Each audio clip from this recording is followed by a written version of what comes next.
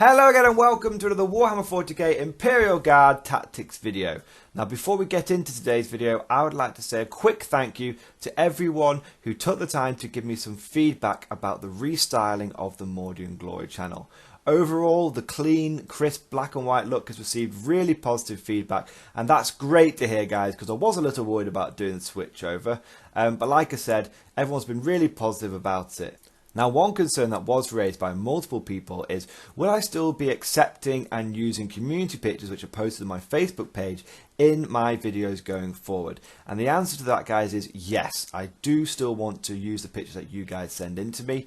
I think the community pictures are one of the best parts of the channel, and it's one of my favourite things, seeing the hard work that my fellow commanders have been doing on their armies. The only thing I need to do is work out how I'm going to incorporate them into the new style of the Mordian Glory channel. Now without further ado, let's get into today's tactics video, and I will be looking at the Militarum Tempestus Scions regiment, the Iotan Dragons. I always want to call these guys the Dragoons, but it's not, it is actually Dragons. Personally, I think Dragoons is a cooler name, but Dragons is still pretty good. Now, the Iotan Dragons are one of the regiments that were released as part of the Psychic Awakening, the Greater Good expansion. I will be, as always, guys, going into fine detail and doing an in-depth analysis of this regiment, not only covering the unique regiment trait, warlord trait, relic and stratagem, but also looking at what is the best way to apply these to your Scion army and how to get the best performance from all these traits. We'll also be looking at whether the dragons function well as a standalone force, or if they are better used as a suit attachment, or if they can do both fairly equally well. But that's enough of an introduction. Let's now get into the Iotan Dragons and see what makes them tick. Now first things first, let's take a look at the regimental doctrine. Now it's called crack shots, and quite simply it adds 6 inches to the range of rapid fire weapons. Now this is actually really powerful because the two primary weapon systems this is going to affect is your hotshot lasguns and your plasma guns. Now for your hotshot lasguns, it is a big improvement. This is where most people see the main benefit of the crack shots trait, because what it allows you to do is to deep strike your rapid fire hotshot lasguns in rapid fire range. You see, normally you can't do this because you have to deploy over 9 inches away. Your hotshot lasguns have got a basic range of 18 inches, which means because they're over 9 inches, they're technically over half range, which means they only get the one shot. However, if you've got an extra 6 inch to your range, then that means you've got a 24-inch range hotshot lasgun, which means your rapid fire range becomes 12 inches. So you can deep strike in and safely unleash some hotshot lasgun bolt death on the enemies. Now, you can get just 2 shots normally, or you can really ramp this up and put first rank fire, second rank fire on that squad from a nearby Tempestus Prime. And that's then going to mean that squad of Scions is going to get 4 shots per guy. So whilst most regiments don't like to take big 10-man squads of Scions, Dragons do.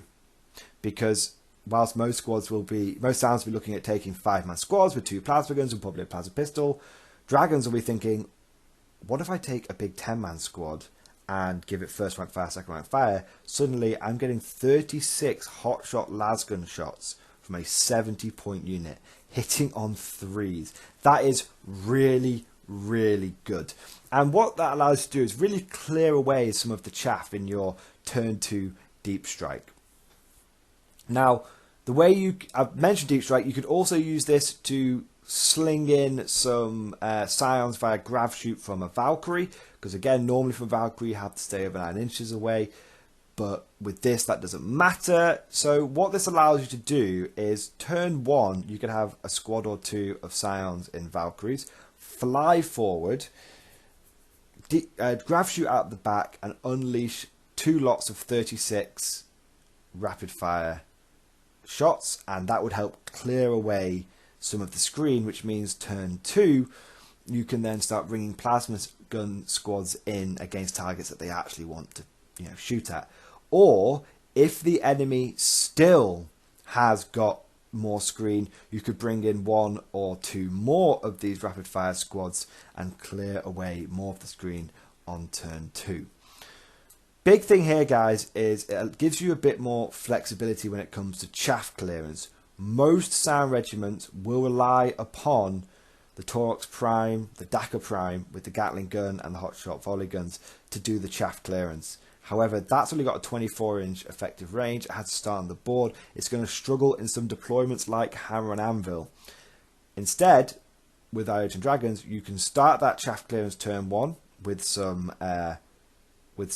Valkyrie big 10-man squads, and then your Torx Primes can be more focused on fire support. You can still have them as Daka Primes, sure, or you can have a couple of rocket launcher ones. It gives you flexibility in your unit choices. Normally with Scions, it's fairly clear cut. I want plasma in the squads, Daka on the primes. With the dragons, you're going to mix that up a little bit. Now, the second thing that it affects is your plasma guns. I mentioned that before. This is a little bit more subtle, okay? Because some of you will be saying, but plasma guns already have a 24-inch range, which means they can already deep strike in rapid fire range. That is correct. However, there are multiple abilities out there now, such as Auspex Scan for Space Marines. I know Tau get an ability like Auspex Scan, and so do Eldar, but you have to be near a Farseer, but pretty much every Eldar list has a Farseer or something similar. And what those abilities do is when you deep strike within 12 inches of a unit, they get to shoot at you. However, if you've got a 30-inch range plasma gun, that means you can deep strike within 15 inches. So you're outside of those interception abilities, and you're still within rapid fire range. So this is really good at both allowing you to clear chaff with your lasguns, but also keep your plasma guns nice and safe. That extra 3-inch range might not seem like such a big deal, but with a lot of 40k terrain boards, terrain on the boards of a lot of 40k battlefields, what you'll find is having a few extra inches will allow you to deep strike your Scions into cover and still in rapid fire range as well. Now, the problem I have with this regiment trait, quite simply, is that it does not affect your entire Scion army. It only really benefits your infantry, which means your Torx Primes, which are a really, really big part of collecting a Scion army, don't really benefit from it. Yes, technically, it does affect the Storm Bolter if you put that on one of your Torx Primes, but it's not affecting your Gatling cannons, it's not affecting your hotshot volley guns, and so as a result, I would say, whilst this is a very good regimental doctrine, it's not quite as good as the Land and Lion trait. I would probably put this as one of the middle tier Scion regiment traits. So now let's move on and take a look at the unique relic for the dragons, which is the Empress Fury. Now this is a relic plasma pistol, and it replaces a plasma pistol that a model already has. And it's, for all intents and purposes, a normal plasma pistol that just fires 3 shots. It has the same strength, AP and damage. It has a standard profile. It has an overcharged profile. It's got 12-inch range. It just fires 3 shots.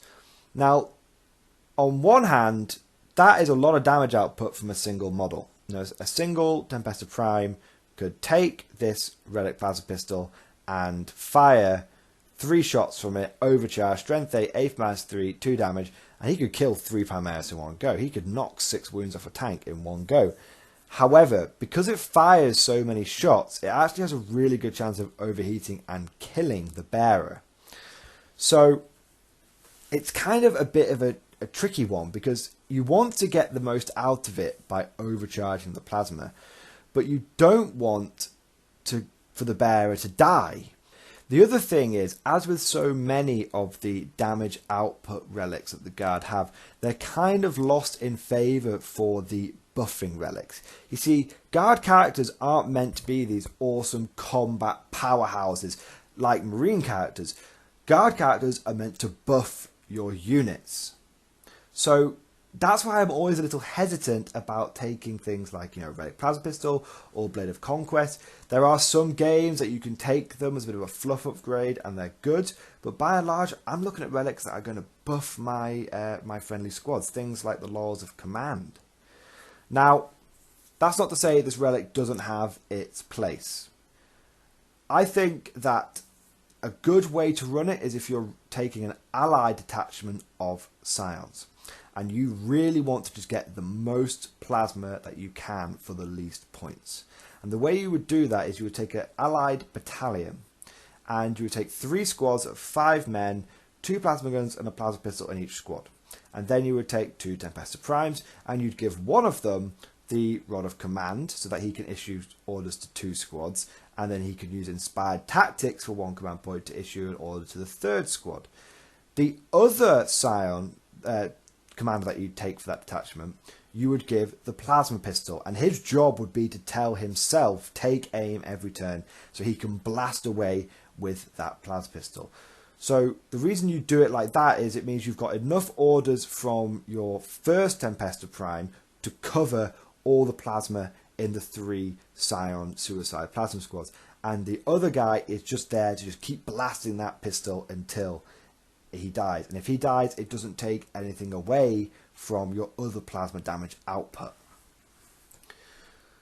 The only problem is that this relic is taking up a relic slot, and if you're taking a pure guard army, you only get access to 1 free relic, and then you can buy an additional relic for 1 command point or 2 additional relics for 3 command points.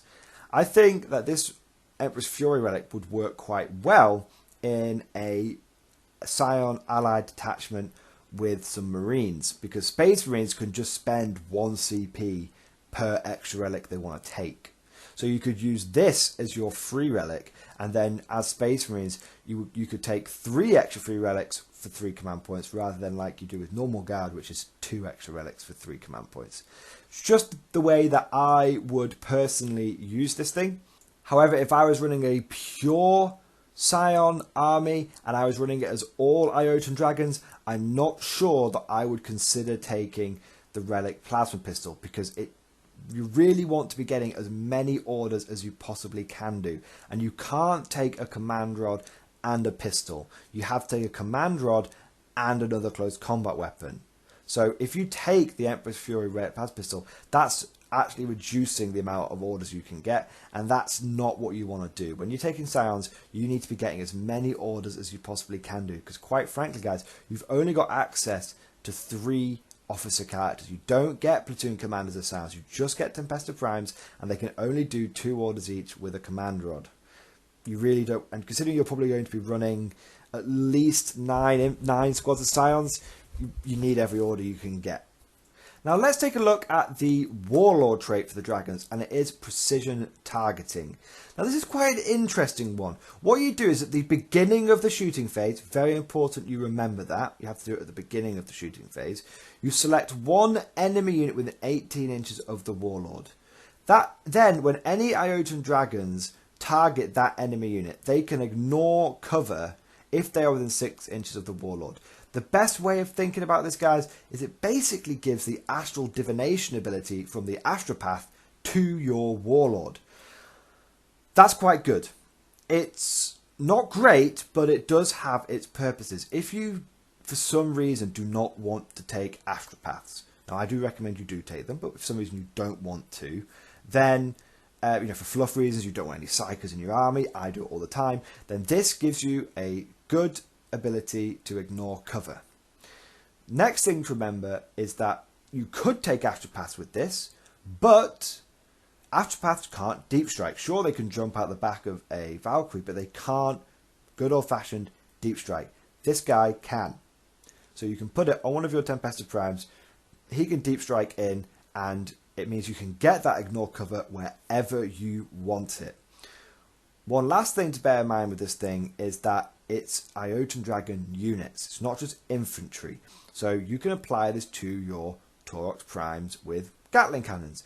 As I always say, one of the biggest problems I have with the Dakar Prime, I think it's great, but one of the biggest problems I have with it is it really just struggles with anything that's in cover.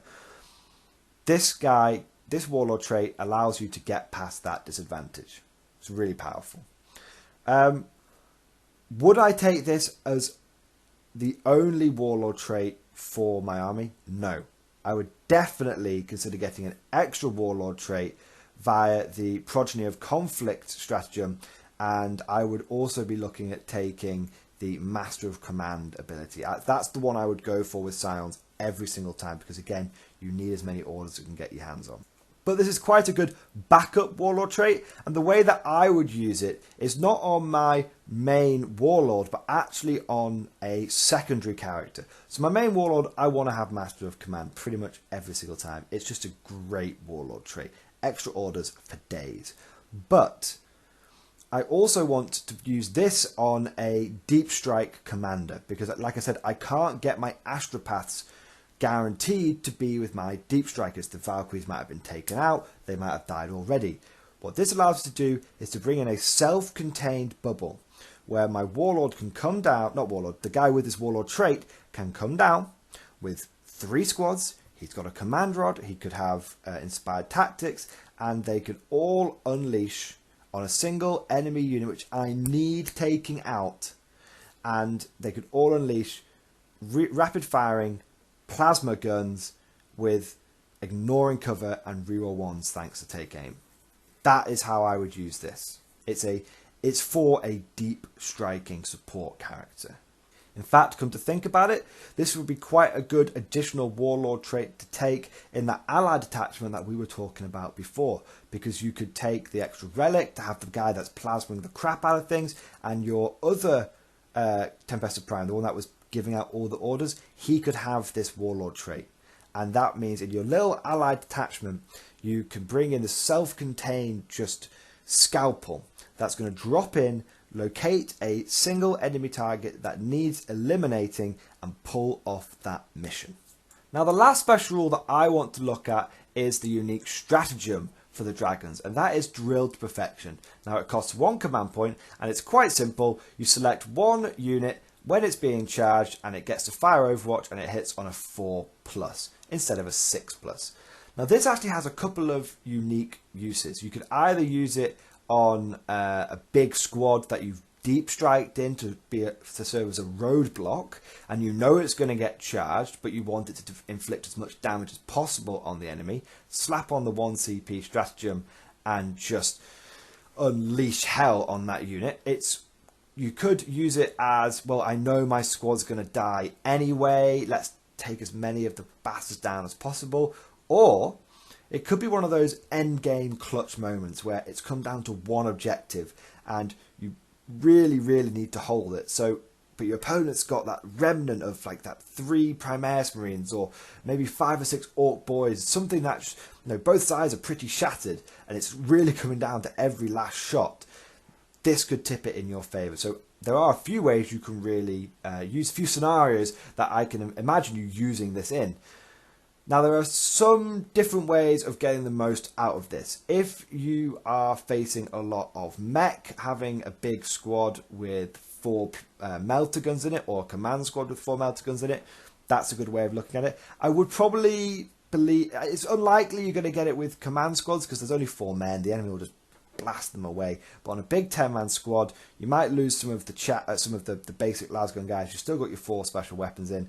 Some sort of vehicle comes charging in. Mauler Fiend, Disco Lord, something like that, comes charging in. 4 melter guns, take a chunk out of it. Same thing could apply to your plasma guns, but bear in mind that if your plasma guns, to really be good at anti-tank, you have to overcharge them. So you might lose some guys on Overwatch. But if it looks like the squad's going to die anyway, overcharge for days, take as much of a chunk out of the enemy as possible. Other units you could combine this with is one of those big 10-man hotshot lasgun squads. That's going to do some pretty good damage. Or you could combine it with a big 10-man squad with 4 hotshot volley guns. However, if we look at the rule precisely, I'm just going to make sure that I bring it up here so that I am not getting the information wrong. Drilled to Perfection. Use this stratagem in your opponent's charge phase before a 43rd Iotan Dragon unit from your army fires Overwatch until the end of that phase when resolving an Overwatch attack made by a model in that unit. A hit roll of 4+ scores a hit. It does not say infantry unit, it just says unit. So you know what's really evil to use this on? Taurox Primes with all the DACA. If you've got a Taurox Prime and it's got Stormbolter and Taurox Gatling Cannon and Hotshot Volley Guns, if they're in charge range, they're within 12-inch range, that Stormbolter's getting an extra couple of shots. That is 32 shots.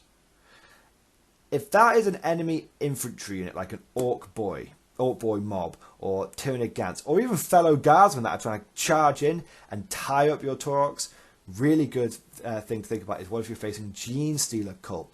Those guys love to come in and start tying up your vehicles or just crushing them in combat. Well, no Genestealer Cult unit is going to have a good day when you suddenly start overwatching it on a 4+. In fact, most Genestealer Cult units are just going to melt and die when that happens. Now, there is a couple of problems with this stratagem. One, it's only for the charge phase. If you're facing an enemy shooting army like Tau, you're very unlikely to get to use this. And shooting is still the main aim of the game in 40k. The other one is that your opponent can kind of jimmy the system a little bit. What if your opponent has a 5-man squad, which is kind of a sacrificial unit, and a 10-man squad?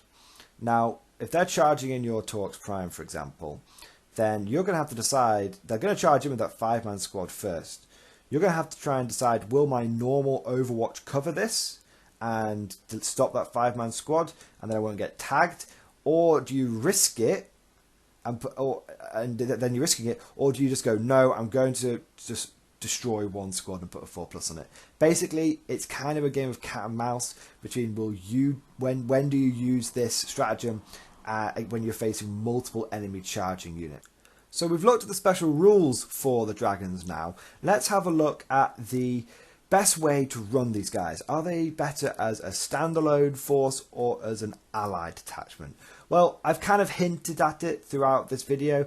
I would personally say that these guys are better used as an allied detachment. My reasoning for that is the regimental doctrine does not affect your whole army. It only really affects your infantry. Your relic plasma pistol is best used in an allied detachment. If you include it in a big full army of Scions, it's going to reduce the amount of orders you can get, which is just unacceptable. You need every order you can get. And the warlord trait, for example, is really designed for a commander that's going to come in and eliminate a single enemy target. So the best way of running the dragons is, as I described earlier, you want to have 3 plasma squads, you want to have a commander with the relic plasma pistol, another commander with the command rod, and they are going to be a scalpel detachment. They come in and they eliminate that one target that you need them to just destroy. And they're able to do that, and you don't then mind if they all die horribly, because they will achieve their mission. If we compare this to something like the London Lions, their regimental doctrine affects all their units, vehicles and infantry. The relic can be used as a supporting, buffing relic, which is always good for a standalone force, and the same for the warlord trait as well. So let's just take this one step further and consider, how would we incorporate an allied detachment of Iotan dragons into a wider Imperial force? Well, if you're taking them as part of an Imperial Guard army, I think that they can fulfill 2 functions. One, you can either deploy them as we've discussed with all the plasma, and they deep strike down and they add that level of precision elimination that we've talked about, because Guard will tend to have lots of normal infantry and then artillery like tank commanders, but they might lack some mobility to just deep strike in, take an area, cap an objective.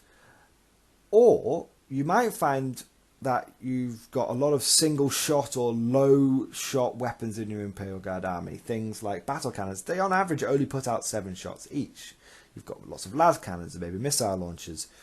What you can do with your dragons is have some deep strike anti-chaff clearance. If you're struggling with anti-infantry, consider taking some dragons, because you could quite easily just drop in 3 10-man squads. It's only 70 points for each one of those squads, plus a couple of Tempestus Primes, and they're all in rapid fire range from the beginning. And you're looking at a allied detachment of 30 Scions with a couple of officers to give them all the orders they need for 280 points. 70, 70, 70, and 70 again for you two commanders. I would also say the same thing applies to Adeptus Mechanicus. Basically, if you're running an Imperial army that hasn't got great mobility and kind of relies upon slogging up the field of battle, it's always worth considering slotting in a Iotan Dragon detachment to just add some precision elimination into your army.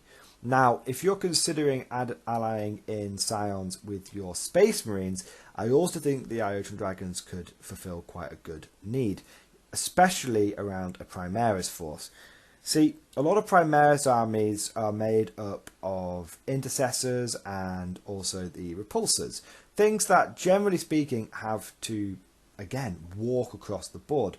Now, you do have access to some deep striking units with your Primaris. You've got the jumpy dudes, which can either have their mini heavy bolters or the plasma pistols. And you also have the suppressors, who have got the big autocannons. However, both of those units are quite expensive. A cheaper way of doing the same job is to ally in some Scions.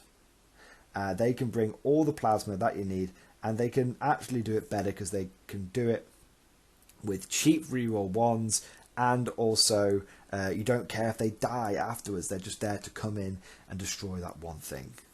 So there we go, guys. That was an in-depth analysis of this Scion regiment. I hope you have enjoyed this video. If there's anything that you think that I've missed or that you disagree with or an idea that I haven't considered, please put it down in the comments section below. I do read all the comments and I try and get back to as many of them as possible. If there's any feedback you've got, not only about the content of the video, but regarding the styling of the video and the new Mordian Glory black and white, clean and crisp motif we've got going across the channel and the Facebook page, please put that down in the comment section below. Any ways you think that I can improve that are greatly appreciated. It is still very new. There's still lots of room for improvement, I'm sure. So thank you for watching. I hope you enjoyed this video, and of course, I'll see you guys next time.